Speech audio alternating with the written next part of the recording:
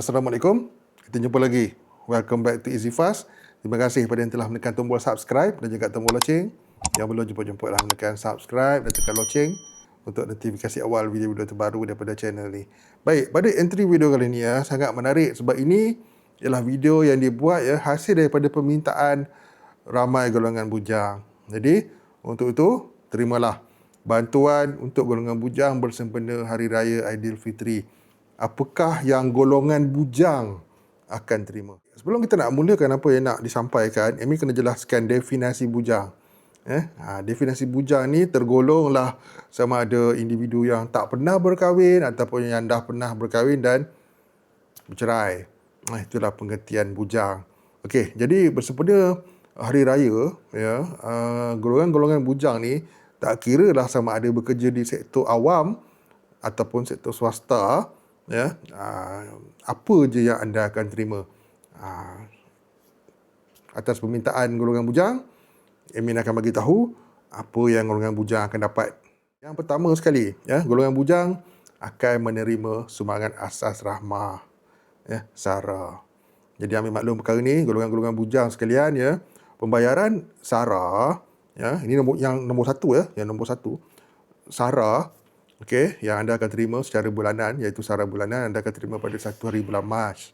Dan pembayaran 1 hari bulan Mac itu, bolehlah kita cakap untuk orang bujang, kalau bagi golongan bujang ni, itulah dianya, SARA untuk anda. Maksudnya tidak ada SARA lain daripada SARA itu. Jadi SARA bulanan itulah dikira sebagai SARA yang anda kena gunalah untuk Hari Raya Aidilfitri. Itu yang pertama. Dan yang kedua, untuk golongan bujang. Sekiranya ada golongan bujang yang menerima sebarang bantuan JKM, tak kira dalam kategori apa sekalipun, asalkan anda berserta bujang, maka pembayaran JKM itulah yang bolehlah dikatakan anda akan terima sebelum Hari Raya, dan itu juga lah merupakan bantuan Hari Raya untuk anda. Bantuan JKM. Okey, dan yang ketiga, ada lagi. Dan yang seterusnya, sebagai golongan bujang juga, sekiranya anda mendapat apa-apa juga pembayaran daripada perkeso, walaupun anda bujang, anda tetap akan menerima pembayaran perkeso anda. Tak kira lah sama ada dalam bentuk allowance ataupun dalam bentuk pencen.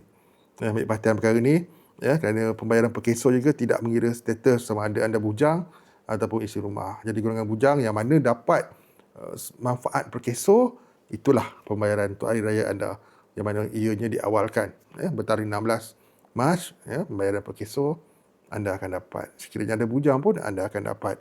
Dan yang seterusnya, sekiranya anda ni golongan bujang dan terdiri daripada tergolong dalam golongan yang asnaf, fakir ataupun mu'alaf, walaupun anda bujang sekalipun, anda akan dapat bantuan daripada segi zakat, yang mana akan disalurkan oleh Majlis Agama Islam dan Pusat Zakat Negeri tempat anda tinggal.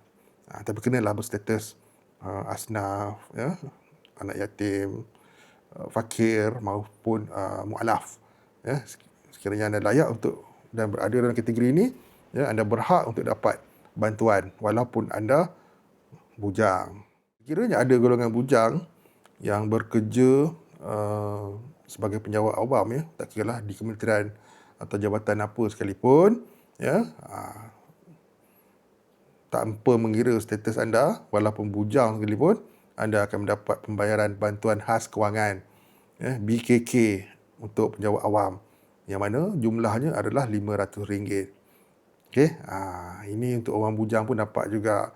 BKK ni tidak mengira status sama ada anda ni dah berkahwin, duda, janda ataupun bujang sekalipun, anda tetap akan menerima BKK ni, bantuan khas kewangan bersempena Hari Raya Aidilfitri. Dan bagi golongan-golongan bujang yang tinggal di Sarawak dan mempunyai kad pengenalan yang berstatus K, ada bantuan untuk anda, SKAS Sarawak, yang mana untuk bantuan sumbangan keperluan asas Sarawak ni, SKAS Sarawak ni ada peruntukan untuk golongan bujang. Tapi golongan bujang ni mestilah terdiri daripada golongan yang berada golongan yang susah lah, miskin dan miskin tegar, kasih. Sekiranya anda layak, anda akan dapat walaupun anda bujang, dengan amount yang sebanyak, dengan ada syarat, dengan pendapatan bulanan kasar 2,500 dan ke bawah. Sama je macam terma dan syarat STR. Ya, sekiranya layak, ya, maka anda akan dapat pembayaran berjumlah RM300 setahun. Ya, sebagai keperluan asas Sarawak ni, SKS Sarawak ni. Untuk golongan bujang pun ada, bukan isi rumah saja. Jadi itu dia ya. Apa yang Amin sebut tadi itu sajalah ya yang kita boleh cakap ada dan khusus dan secara am untuk golongan bujang bersempena dengan hari raya. Jadi untuk SKS ni kita kena tunggu pemaklumannya, ya, pembayarannya. Tapi memang ada untuk golongan bujang. Okey. Amin harap Amin dah sampaikan yang terbaik dah untuk golongan bujang atas permintaan golongan bujang sendiri. Ya, ada beberapa orang yang minta Amin bagi tahu apakah yang ada untuk golongan bujang bersempena hari raya. Maka inilah adanya.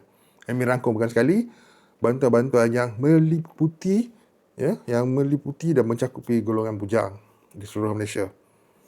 Untuk STR tak perlulah kita cakap lagi dah ya. Memang untuk STR tunai tak ada untuk golongan bujang walaupun fasa berapa sekalipun. Untuk tahun 2025 tak ada pembayaran tunai untuk golongan bujang. Baik, semoga jelas dengan apa yang sampaikan dan manfaat kepada semua. Semoga golongan bujang Amin maklum perkara ni. Ya. Kita jumpa lagi. Suka seminit video. Assalamualaikum, salam sejahtera, salam hormat semua. Bye-bye.